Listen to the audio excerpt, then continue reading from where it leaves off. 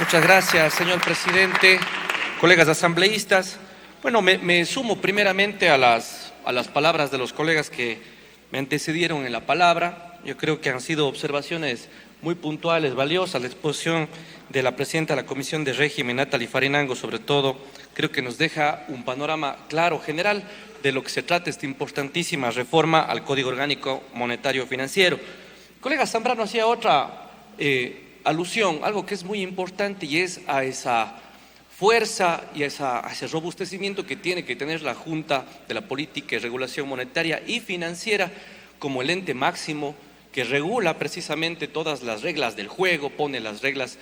y todas las cartas sobre la mesa para que los actores del sistema financiero nacional, que como decía nuestra colega Farinango, son tres: la del sector privado, la del sector público y la del sector cooperativo o solidario, más conocidas como nuestras cooperativas, como lamentablemente el caso de la CREA, que me referiré al final de lo que voy a proponer. Ha dejado la puerta abierta la colega Farinango para que dentro de esta sesión hagamos aportes para que regresen a la comisión en 8 días por un concepto de ética que yo valoro y respeto mucho. Es el hecho de que este proyecto se trató en la anterior asamblea, en el anterior periodo, y que esta nueva composición merece sin duda alguna que seamos mucho más abiertos y democráticos para recoger las visiones de todas las bancadas y de todos los sectores a quienes representamos en la Asamblea Nacional. En esa medida, decir dos cosas que creo que todos vamos a reconocer. Dentro del gobierno nacional, del actual periodo, no se puede negar de que la dolarización está más fuerte que nunca. El mensaje, no solo interno, sino que estamos proyectando a nivel internacional, da cuenta de que el riesgo país en este momento es mucho más bajo. Eso permitirá y permite, de hecho, que la banca en todos estos niveles pueda permitirnos a los ecuatorianos obtener créditos, sobre todo con menores tasas de interés, entre otras cosas que son inversiones que se pueden dar en el país y que es correcto. Pero no es menos cierto tampoco que salimos del COVID hace poquitos años y todos los países del mundo, y en especial los latinoamericanos, no hemos podido llegar a donde debíamos dentro de este proceso de tensión que hubo en el sector económico y financiero a nivel mundial, no solamente a nivel ecuatoriano. Las reformas que proponen, extremadamente positivas, muchas de las que comentaban incluso colegas de la bancada de la Revolución Ciudadana hace un segundo, que también están recogidas dentro del proyecto. Porque cuando son positivas las reformas, aquí no tenemos miramientos de tinte político. Hemos revisado el proyecto y hemos confirmado que efectivamente todo lo que tiene que ver, por ejemplo, con el aseguramiento, un sistema de protección al sistema agroalimentario del país, está contenido dentro de esta propuesta de ley. A mí me gusta mucho que cuando las propuestas llegan de diferentes sitios y visiones se las incluya, porque aquí el único beneficiario finalmente es el ciudadano de a pie, el que necesita que nuestra economía se fortalezca. Y este proceso de aseguramiento al sector ganadero, sobre todo de nuestro país, que está contenido dentro de esta nueva codificación, dentro de esta nueva ley, es sin duda positivo para un sector que pide a gritos que se asegure precisamente a los créditos del sector agroproductivo. Pero además de todo, está también contenido el hecho de que sí se pueda, mediante decreto ejecutivo, realizar condonaciones a las transacciones crediticias de tipo D, que son precisamente hasta $10,000, que es lo que comentaba hace rato una de las colegas. Ya está dentro del proyecto de ley y eso significa que es un avance, pero no por condonar, sino revisando precisamente cuál es la situación de esa persona que hizo todos sus esfuerzos, un ser humano que hizo todos los esfuerzos para contribuir y pagarse deuda y que no pudo por cosas de la vida, se quedó a lo mejor sin trabajo o tuvo lamentablemente la pérdida de uno de los familiares que a lo mejor era parte de su opción de ayuda para poder pagar un crédito. Eso que ocurre todos los días en nuestro país dentro de las familias comunes y corrientes de este país. Y eso ya está también dentro de este proyecto de ley. Ante todo, yo quiero recalcar que el fortalecimiento de esta normativa, hablando de estos tres sectores que componen el sistema financiero nacional, el sistema monetario nacional, nos van a dar a nosotros la posibilidad de que el día de mañana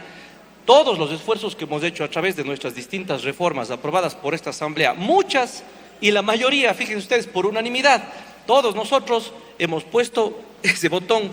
aplastando el sí cuando ha sido de aprobar propuestas que fortalezcan el sistema financiero. Pero en este momento, y dada la apertura que se ha hecho por parte de la presidenta, sí es necesario, y lo voy a presentar también por escrito, hacer algunas consideraciones o incorporaciones que tienen que ver básicamente con la reforma al artículo 33, la primera,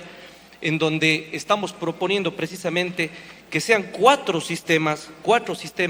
los que tengan esta regla del respaldo de las finanzas de nuestro país y que obviamente ya más a detalle, por supuesto, no son reformas cortas las que estamos proponiendo, pero que las voy a hacer llegar, que tienen que ver básicamente con el registro de la moneda fraccionaria nacional en el primer sistema, el registro de los depósitos de otras entidades financieras como por ejemplo la CFN o el Banco del Instituto de Seguridad Social en el segundo nivel, el tercero que tiene que ver con el sector público no financiero y las personas jurídicas particulares debidamente autorizadas en el Banco Central del Ecuador y un cuarto que tiene que ver precisamente con las cuentas del activo y del pasivo del Banco Central del Ecuador, incluyendo las cuentas del patrimonio y resultados. Luego, conforme a lo que indiqué al inicio, las reformas al artículo 36 que tienen que ver con las funciones del Banco Central del Ecuador, muchas de las cuales no hay que tocar porque el código las ha traído bien hasta este momento, pero como dentro de las reformas hablamos hasta del sistema y el control de las fintech,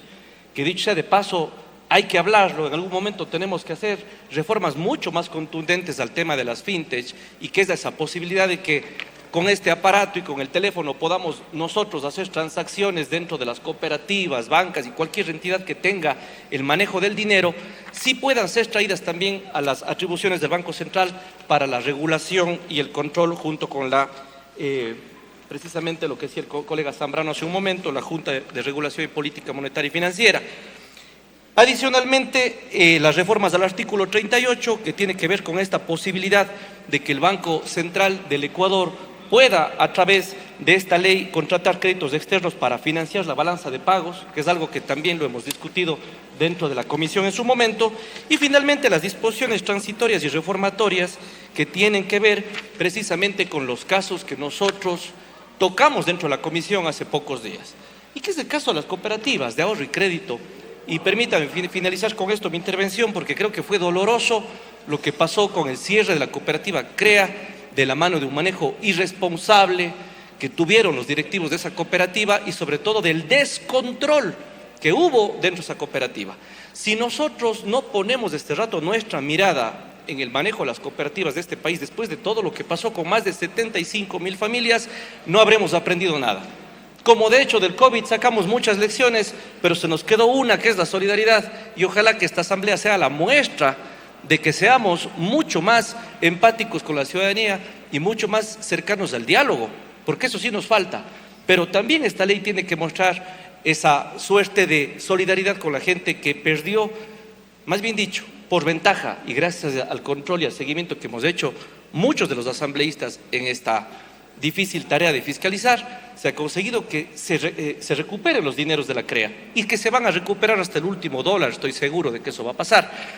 Pero no podemos dejar de tratar en esta ley aquello. Por eso, en la disposición transitoria sí estamos colocando que se haga un análisis de todo el sistema cooperativo del país. Porque hoy en día existen reglas que no son suficientes y las sabemos, las hemos conocido, estuvieron en nuestra comisión no solamente la superintendenta de Economía Popular y Solidaria, sino otros actores que nos demostraron que efectivamente nos falta mucho que trabajar ahí.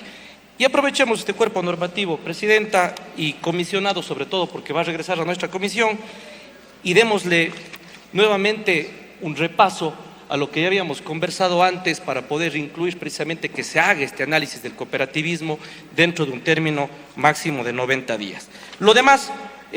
colegas, son básicamente reformas a otras leyes que se complementan a lo que yo he dicho y que les voy a pasar por escrito ahora mismo. Con eso, nada más, con esos aportes, presidenta, dejo la palabra para que el resto de colegas también puedan hacer los suyos. Muchísimas gracias. Fue la intervención de la Tiene la asambleísta palabra la Adrián asambleísta Castro, Natalie quien Morillo. destacó que la reforma